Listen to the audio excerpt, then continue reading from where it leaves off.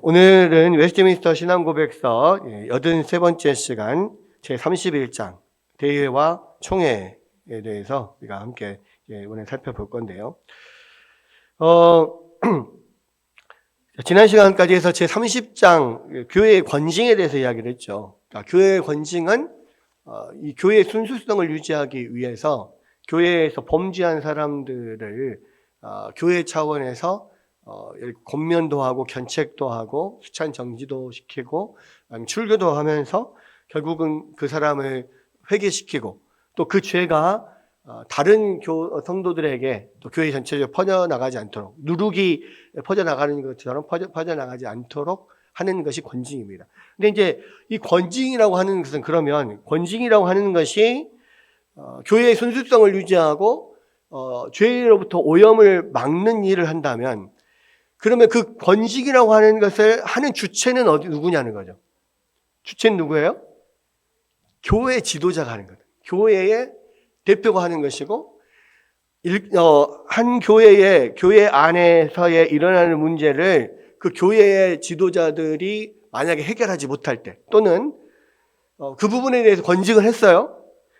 그런데 아무리 봐도 이거는 잘못된 판단을 내린 것 같아. 그리고 그 대상자가 나는 진짜 억울해. 그러면은 거기에 대해서 뭔가 좀 더 보완이 필요한데, 그러면 어떻게 해야 되냐? 그럼 그 상위의 어떤 현재 지역 교회보다 더 상위의 어떤 그 체계가 필요하잖아요. 거기서 뭔가를 이 부분을 다시 다룰 수 있는. 그게 이제 교회의 연합체들 대표들이 또 모여서 예루살렘에서 지금 오늘 읽은 말씀처럼 예루살렘에서 올라온 유대로부터 또 올라온 사람들이 모세로부터 받은 할례를 받지 못하면 기독교인들도 구원을 받지 못한다 이렇게 이야기를 하니까 그것 때문에 엄청 서로 논란이 되고 서로 자기 주장에 맞다라고 하니까 그럼 거기에 대해서 올바른 결론을 내려줄 것이 필요해요. 그러니까 이제 그거를 가지고 예루살렘에 와서 그 예루살렘의 모든 교회의 지도자들이 다 모여가지고 그 부분에 대해서 상의를 하는 거죠. 그 전에는 문제될 게 없었어요. 왜? 그 전에는 이방인들 그리스도인이 없었고 다 유대인들 중에서 그리스도인이 됐다고. 그러니까 이미 그리스도인은 다 할례를, 그러니까 유대인으로서 그리스도인이 된 사람은 이미 다 할례를 어렸을 때부터 받았어요. 그러니까 할례를 안 받는 사람이 없어. 그리고 예수님도 믿고 구원을 받았어요. 근데 이제 이 복음이 유대인으로부터 이방인에게까지 가니까 이방인들은 할례를 받지 않고 그냥 예수님을 믿고 내 예수님 믿음으로 우리는 구원 받았다 이렇게 하고 신앙생활을 하고 있었거든. 근데 안디옥에서 지금 그렇게 유대인이 아닌 그런 사람들을 같이 이제 교인으로 함께 예수를 전하고 신앙생활을 하고 있는데 유대에서 와가지고 야, 너 할례도 안 받았는데 지금 네가 구원 받았다고 그러냐 이렇게 하니까 문제가 된 거예요. 그 전에는 문제가 안 됐는데 이제는 문제가 되는 거죠. 그래서 이제 그 부분에 대해서 서로 논쟁을 하다 보니까 안디옥 교회의 지도자인 바울과 바나바는 아니다. 이 복음은 그런 게 아니다라고 하는데도 유대에서 온 그런 유대인 기독교인은 그걸 받아들이지를 못하는 거예요. 그러면은 이제 설득이 안 되면 어떻게 됩니까? 더 높은 권위에 의존해야 되는데 결국 그래서 사도 바울과 바나바가 그 문제를 가지고 예루살렘으로 온 거예요. 그래서 이제 모든 예루살렘의 각 교회 여러 교회 지교회들이 있을 거 아니에요. 또 다른 곳에서도 지교회가 있을 거고 지교회에 그 지도자들이 모여서 논의를 한 끝에 우리가 지키지도 못하는 그 구약의 율법들을 강조할 필요가 없다.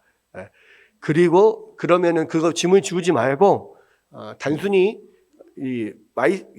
예수님을 믿음으로써 구원을 받는 건데 거기에 대해서 몇 가지만 이 금지사항을 좀 두자.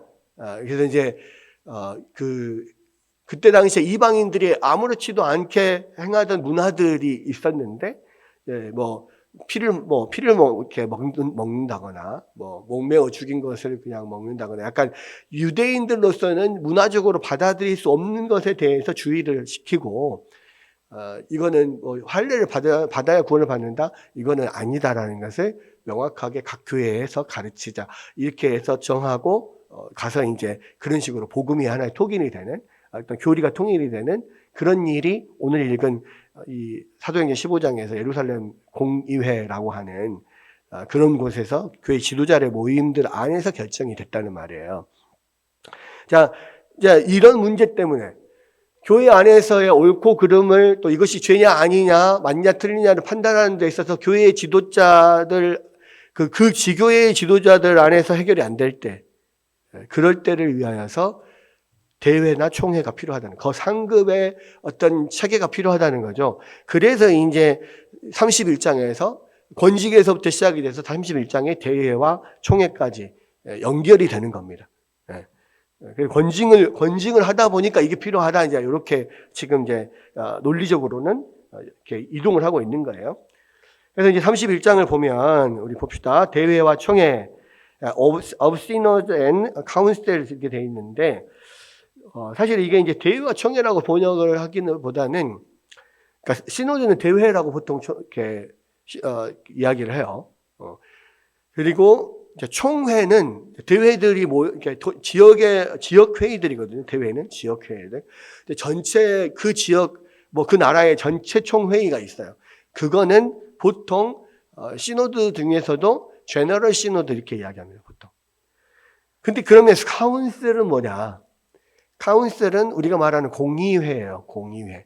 그래서 전 세계 모든 교파의 모든 교회들이 다 모여서 협의를 하고 중요한 논란이 되는 교리를 말씀에 따라서 정리하고 이런 것이 하는 것이 초대교회에서부터 여러 가지 중요한 공의회들이 있었어요. 그게 거기에서부터 이제 예를 들어서 325년에 니케아 공의회라는 거 들어봤죠? 니케아 공의회 안 들어봤습니까? 예. 니케아 공의회에서 뭐가 그 교리로서 이렇게 정해졌냐면 삼위일체 교리가 니케아 공의회에서 정해졌어요. 그게 하도 이제 논란이 되니까 예수님이 하나님이냐 아니냐 이 부분에 대해서 이제 삼위일체 그 교리가 325년에 니케아 공의회에서 정해졌고, 그 다음에 이제 논란이 됐던 게 뭐냐면, 그래요, 예수님이 하나님이시다. 그렇다면 예수님은 인성이 있고 신성이 있는데, 그럼 그 예수님의 인성과 신성은 어떻게 결합이 되며, 그 인성과 신성을 모두 가진 분이 어떻게 하나님이 되시며, 이런 부분에 대한 또 정리가 필요했단 말이에요. 그게 정리된 게 이제 칼케돈 공의회라는 게 있어요. 그래서 이제 초대교회에서 그런 모든 교회들이 연합해서 모여가지고 여러 가지 논의 끝에 이것이 성경적인 결론이다라고 결론을 낸 중요한 그런 회의들이 있습니다. 그러니까 그게 대표적인 게 니케아 공의회, 칼케돈 공의회, 에베소 공의회 이런 여러 가지 공의회들이 있습니다. 그거는 모든 교파를 다 초월해서 모든 교회의 지도자들이 다 모여서 그것을 아주 중요한 이 부분들의 전 교회의 합의로 이것이 성경적이다, 성경이 봤을 때 이것이 맞다라고 이렇게 논란이 된 것을 정리를 한 거거든요. 자, 그런 걸 카운셀이라고 합니다. 카운셀. 그래서 이제 그 뒤에도 이야기를 하겠지만 우리 장로교회 같은 경우는 그 권직을 내릴 때 있어서 가장 최소 단위는 뭐냐면 교회의 당회예요. 당회. 네. 그러니까 당회가 모든 지역 교회의 가장 그 대표거든요. 근데 이 당회는 뭘로 구성이 되어 있냐면 말씀을 가르치는 목사와 그리고 그 교회의 대표로 뽑힌 장로들, 목사와 장로가 하나의 연합체를 이루어서 당회를 구성을 합니다. 그래서 이 당회 안에서 교회 안에 있는 모든 문제들을 같이 회의하고 결정하고 이렇게 권징을 하고 이렇게 하는 거예요. 그래서 이제 장로교회에서는 가장 밑에는 당회가 있고, 그 다음에 그 위에 이제 각 당회들이, 지역교회 당회들이 그 지역에 모이는 회가 이제 노회라는 게 있어요. 이 노회가 뭐냐면 프레스비테리예요. 프레스비테리. 그러니까 우리가 장로교회 할 때 프레스비테리안 처치라고 하잖아요. 그러니까 이 장로교회는 사실 이 당회보다 노회가 기본 단위예요. 네, 프레스비테리가 기본 단위라고. 프레스비테리가. 그래서 이제 사실 우리 목사들이 지금은 각 교회에서 담임 목사를 청빙해서 세우잖아요. 근데 그 목사를 세울 때 교회 안에서 자체적으로 세우지 않아요. 여러분 잘 생각해 보세요. 청빙이 돼서 그 목사님이 이곳에 우리 목사님으로 오시기로 투표를 해서 3분의 2가 넘어야 그 목사님이 우리 교회 목사님으로 오시는데, 그 목사를 그 교회에 세울 때 누가 세우냐면 노회에서 세워요. 노회에서. 그래서 이제 목사 청빙하면 청빙위원회에서 목사님을 이런 분을 해서 이제 투표를 통과를 하면 노회에서 오셔서 그 목사님을 이제 세우는 위임 예배를 노회에서 드리는 거예요. 그래서 장로교회는 모든 목사들이 다 노회에 속해 있어야 돼요. 그리고 노회에서 목사를 파송하고 노회에서 목사를 세우는 거야. 근데 다만 목사를 노회에 세워주는 권위는, 목사를 세우는 권위는 노회에 있지만 그 목사를 택할 권리는 각 교회에 있는 거죠. 이런 식으로 돼 있습니다. 근데 사실 약간 이게 조금 헷갈릴 수도 있어요. 그래서 이제 장로회가 아닌 독립교회들이 있어요. 독립교회. 똑같은 장로회, 똑같은 교리를 믿고 똑같은 개혁신학을 추구하는 사람들이지만, 이게 장로회가 조금 성경적이 아닌 것 같다. 그래서 이제 생각하는 게 독립교회, 회중교회나 또는 독립교회라고 하는 건데, 이제 청교도들도 그래서 장로교들이 되게 많았지만 독립교회도 있었고, 이 침례교도 있고, 여러 가지 청교들도 그런 교회들의 정치들이 좀 달랐단 말이에요. 심지어 청교도들은 성공회 안에도 있었어요. 성공회 안에도 있고. 그러니까, 그거는 이제 청교도라고 하는 사람들은 하나님의 말씀을 중심으로 말씀을 선포하고 성도들을 바른 믿음으로 회심시키고 그렇게 해서 더 바르게 신앙생활을 하게 만드는 어떤 운동을 하는 사람들인데, 그 사람들이 모든 여러 가지 정치 체제를 갖고 있는 여러 가지 개신교회 안에 같은 어떤 문제의식을 가지고 그 시대에 이렇게 협력했던 많은 사람들이 있는 거죠. 근데 이제 어쨌거나 그래서 그 정치 체제는 조금씩 달랐단 말이에요. 근데 이 독립교회나 회중교회는 어떤 거냐면, 교회에서 분명히 목사를 투표해서 세우는데, 교회에서 선택을 했는데, 그 목사를 세우는 권한이 왜 위에 있냐? 그건 아니지 않냐? 우리가 선택하고, 우리가 투표하면 우리가 세워야지. 그래서 이제 독립교회나 회중교회는 개교회 중심이에요. 각 회중 중심이에요. 회중 중심. 그래서 독립교회 같은 경우는 노회가 어떤 목사를 세울 권한이 있는 게 아니고 각 교회마다 다 그런 자기 스스로 자치하고 스스로 목사를 세우고 대표를 세울 권한을 갖고 있는 그 독립된 교회들의 연합체의 역할을 하는 거예요. 그래서 상위 기관이, 독립교회도 분명히 노회도 있고 그 위에 대회도 있고 그 위에 총회도 분명히 있어요. 그런데 단순한 그것은 그냥 교회들의 연합체의 성격을 가지고 있어. 근데 장로교회는 노회나 대회나 총회가 그 단순한 각 교회의 협의체의 모임이 아니고 더 위에 있는 권위로서의 교회를 지시하고 지도할 권한이 있는 거죠. 그러니까 이제 그 권한의 면에 있어서 이 독립교회는 위에 상위 기관들이 별로 힘이 없고, 장로교회는 위에 있는 상위 기관들이 힘이 있고 권위가 있어요. 자, 이 차이가 좀 있습니다. 그래서 더 이렇게 직계로 이게 당회부터 노회, 대회, 총회에 이르기까지 수직적인 어떤 권위의 이런 면들이 좀 딱 정해져 있는 게 장로교회인 거죠. 네, 그런 면들이 있습니다. 그래서 이제 여기에서 보면 이 스코틀랜드 장로교회잖아요. 그러니까 이 장로교회의 특징적인 부분이 많이 나타나 있는데, 이 웨스트민스터 신앙고백서에서는. 자, 1랑 한번 읽어볼게요. 1랑. 자, 시작. 교회를 다스리고 굳건하게 하는 일을 더 잘하기 위해서는 흔히 대회나 총회로 불리는 모임이 있어야 한다. 그랬어요. 대회는 시노드고 총회는 제너럴 시노드라고 그랬죠. 근데 이제 이 각 교회 당회들이 모여서 그 지역에 하나의 노회가 있어요. 우리 같은 경우는 남광주 노회에 속해 있어요. 그러면 우리 교회가 광주 중앙교회도 그렇고 우리 교회도 그렇고 한 30여 개의 교회가 한 90여 개, 한 100여 개 정도의 교회가 남광주 노회 안에 속해 있어. 남광주 노회에서 그래서 모든 그 산하의 교회들을 돌보고 목사를 파송하고 이렇게 됩니다. 이게 이제 교회예요. 그러면 이 광주 안에도 이 남광주 노회와 같은 여러 가지 노회가 있습니다. 서광주 노회도 있고 남광주 노회도 있고 광주 노회도 있고 전남 노회도 있고 무슨 전남 제일 노회도 있고 광주 제일 여러 가지 노회들이 있습니다. 광주 안에만 해도. 근데 이제 그런 노회들이 여러 개 모이잖아요. 그러면은 지역이 점점점 넓어질수록 노예들이 엄청 많아지죠. 그러면 조직이 너무 방만해지잖아.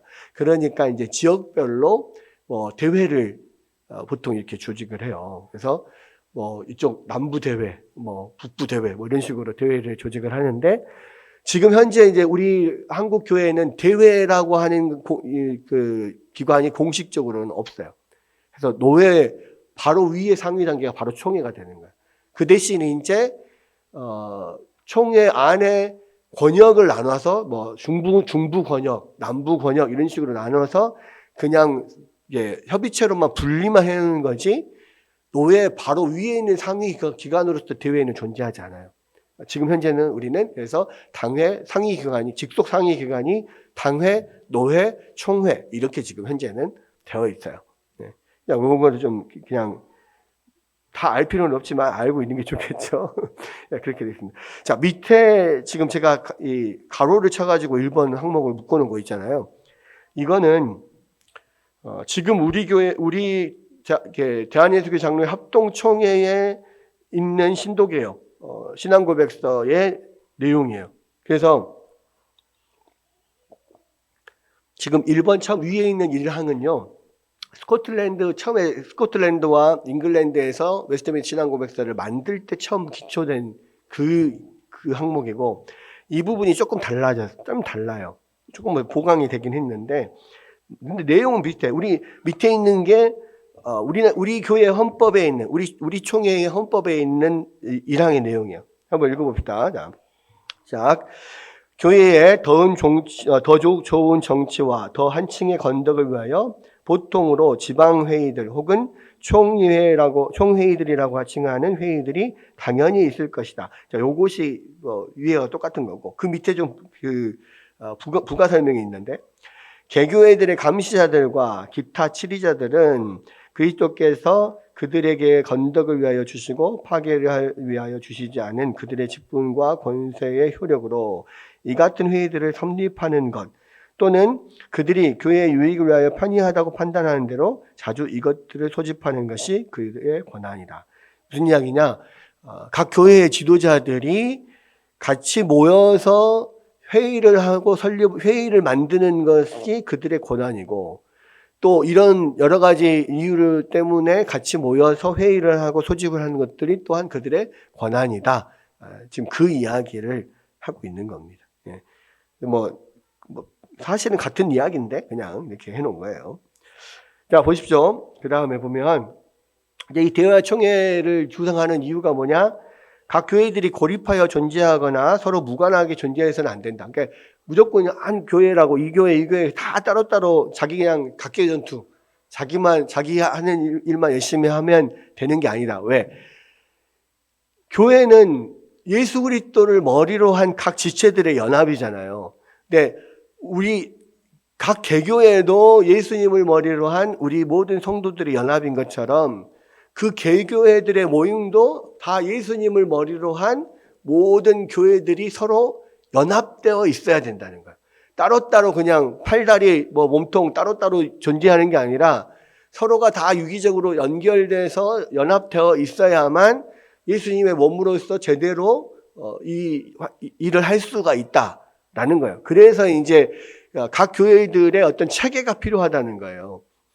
근데 어떤 체계로 이 교회들이 조직이 되고 연결이 될 것이냐는 좀 다른 거죠. 교단마다 정치 체계가 그래서 달라요. 그러니까 정치 체계라고 하는 것이 지난번에 권징에서도 이야기를 했지만 감독 정치가 있고 장로 정치가 있고 그런 뭐 독립교회 회중 정치가 있고 뭐 이런 정치들이 다 있다 그랬잖아요.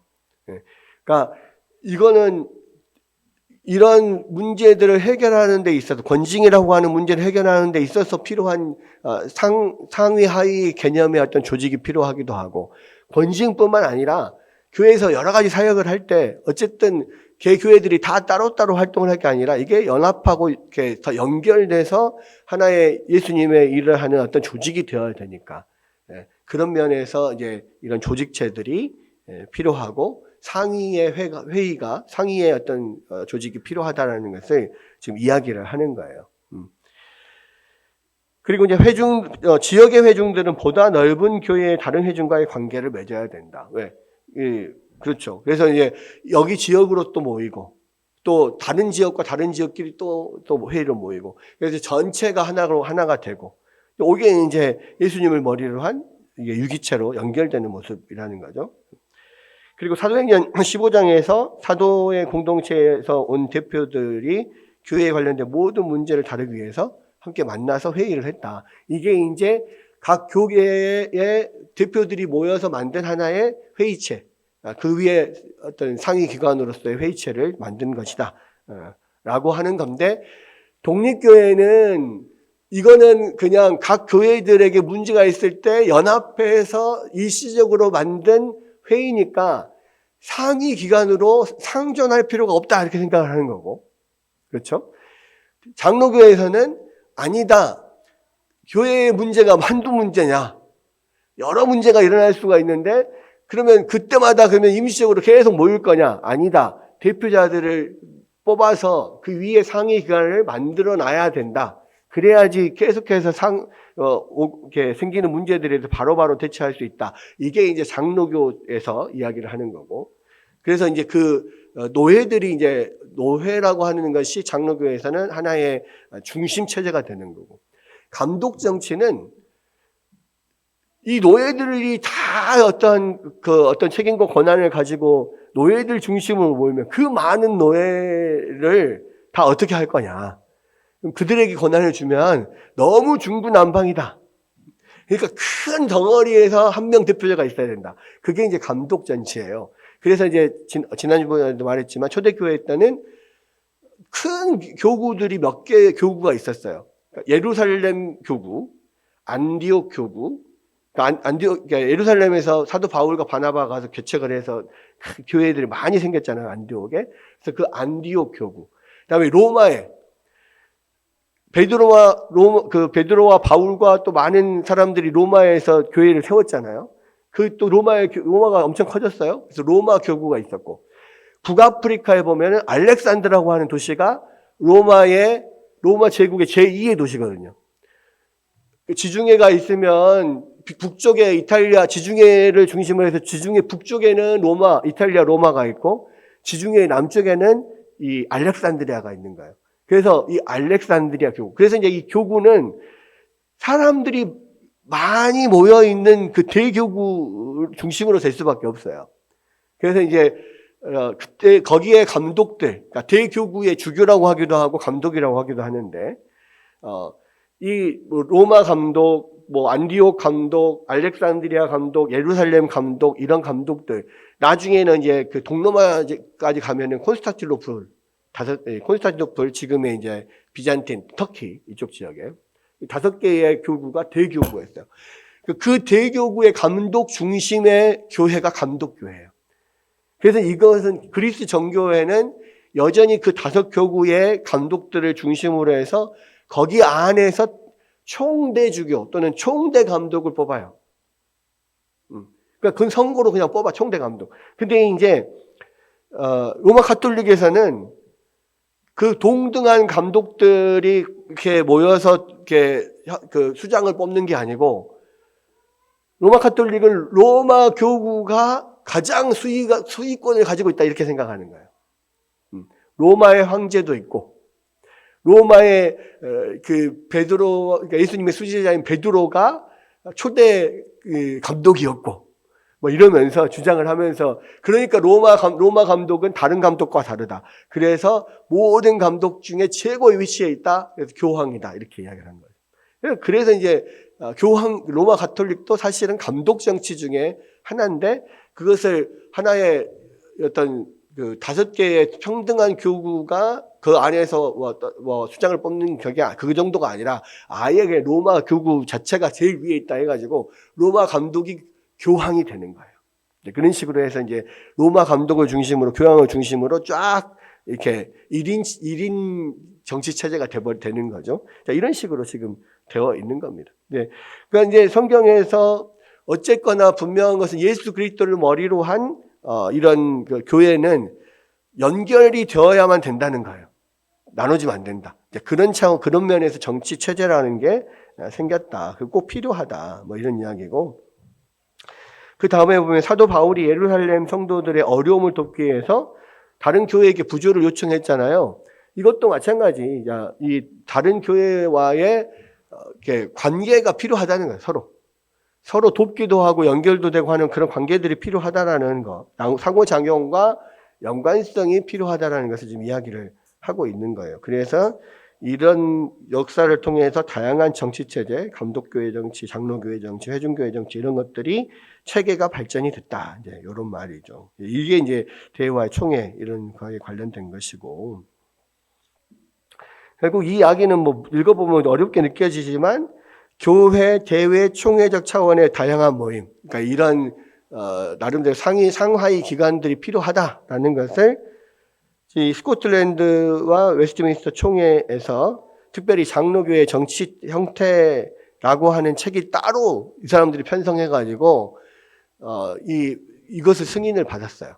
장로교회의 정치에 대해서 이제 이런 것들이 이 책에 보면 더 자세히 나와 있다. 지금 이 이야기가 기록이 되어 있는 거고요. 그 뒤에는 다 똑같습니다.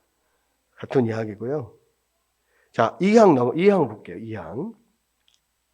넘겨보시면 2항. 네. 한번 읽어봅시다. 시작. 국가공직자는 목회자나 그에 준하는 적합한 사람들의 대회를 소집함으로써 신앙에 관한 문제에 대해서 조언과 의견을 구할 수 있다. 이게 뭔 말이냐면 국가공직자가 어떤 신앙의 문제에 있어서 필요하다면은 이런 대회나 총회를 소집할 수 있다는 거예요. 소집해서 이 부분에 대해서 좀 논의를 해서 결정을 해 주시오라고 이야기를 할 수가 있는데, 따라서 국가공직자가 교회를 노골적으로 대적하는 경우에는 그리스도의 사역자들도 교회가 파견한 다른 적합한 사람들과 더불어 직분상의 권위를 발동해서 그런 모임을 소집할 수 있다. 이건 무슨 이야기냐? 국가공직자, 이제 예를 들어 지금 영국의 상황에서 왕이 어떤 문제에 대해서, 교회의 어떤 교리나 이런 문제에 대해서 이것 때문에 아주 이 나라가 시끄러우니까 좀 총회로 모여가지고 이 부분에 대해서 좀 결정을 해 주시오라고 총회로 이제 모이시오라고 이야기를 할 수가 있어요. 국가 공직자가. 근데 한편으로는 교회 안에서 이런 문제가 있어서 모여야 되겠는데 왕이 허락을 안 해.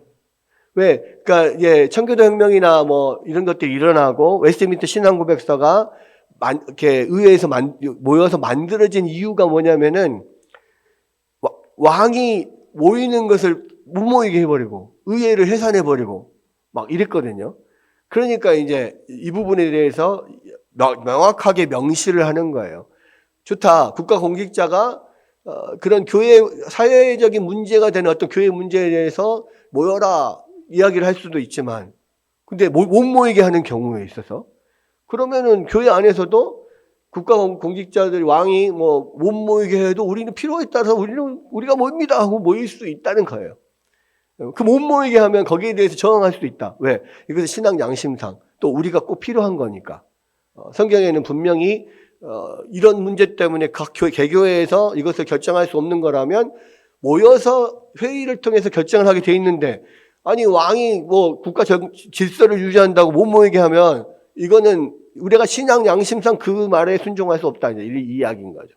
그래서 이제 이 부분을 따로 그것을 소집할 수 있다. 이런 식으로 이제 해놨는데, 사실 이 부분은 현재 우리의 장로교회하고는 별로 상관이 없어요. 왜냐하면 지금은 아예 그냥 교회에 관한 문제는 국가에서 전혀 터치를 할 수 없게 돼 있거든.